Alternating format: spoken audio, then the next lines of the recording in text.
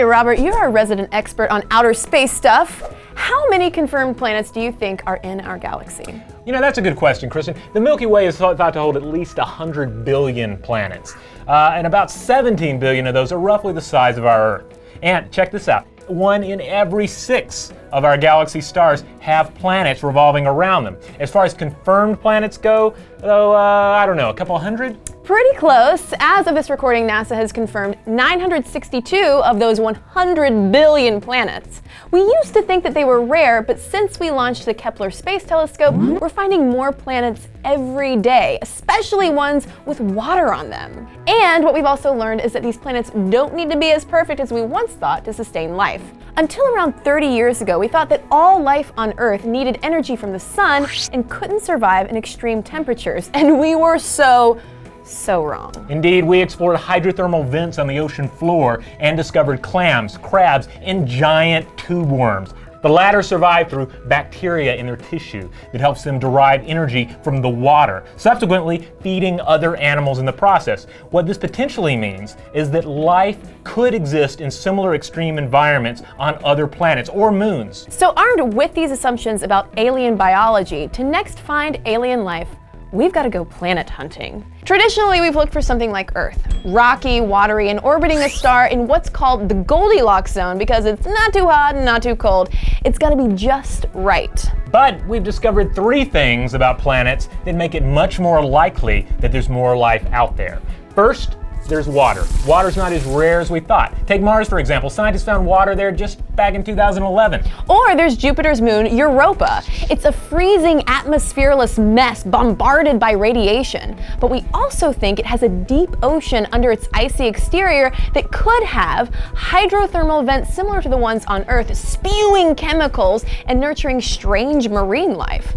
If we stick with the assumption that water is essential to life, then the necessary materials are all over the galaxy. And Europa could also prove the second thing we know about the possibility of planetary life, that life is far more flexible than we originally thought. We found strains of bacteria surviving under miles of ice in Antarctica for thousands of years. So, could similar microbes be on Europa or somewhere outside of our solar system completely? And if that's the case, then do we discard this notion of the Goldilocks principle altogether? And the third thing we know about planets is what we said at the top of this episode. There are billions of them. By measuring the light coming from each star and then waiting for it to temporarily dim, we posit that there's a planet there eclipsing the star's view. Now, how do we see this, right? Well, with the Kepler Telescope spacecraft. Launched in 2009, Kepler orbits our sun using photometer light meter to monitor more than 150,000 stars, looking for any changes in their brightness to identify an eclipse. And that's where we get the potential number of 17 billion planets from. Scientists then compare Kepler's findings with spectroscopic data from ground-based observatories to confirm planetary candidates. And soon there will be 2 new space instruments to bolster Kepler's findings. The Transiting Exoplanet Survey Satellite, or TESS, will launch in 2017, scanning for nearby exoplanets. And the James Webb Telescope, scheduled to launch in 2018, is so powerful it could analyze these planets' atmospheres for signs of life. Kepler's already discovered several planets within habitable Goldilocks zones, but they're not at all like Earth. Instead of watery rocks, they seem to be small cores surrounded by atmospheres of hydrogen and helium, which doesn't sound life-supporting at all. But don't forget, there are still several ways life could exist on planets we used to consider uninhabitable. Exactly. There could be life deep under a planet's subsurface, like the bacteria in Antarctica, or nematode worms discovered 3.6 kilometers below South Africa's deepest gold mine. Even moons orbiting exoplanets could be habitable if they were large enough to hold on to an atmosphere. For instance, even if a planet within the habitable zone didn't have the right composition for life, its moon might have rocky, watery settings like Earth.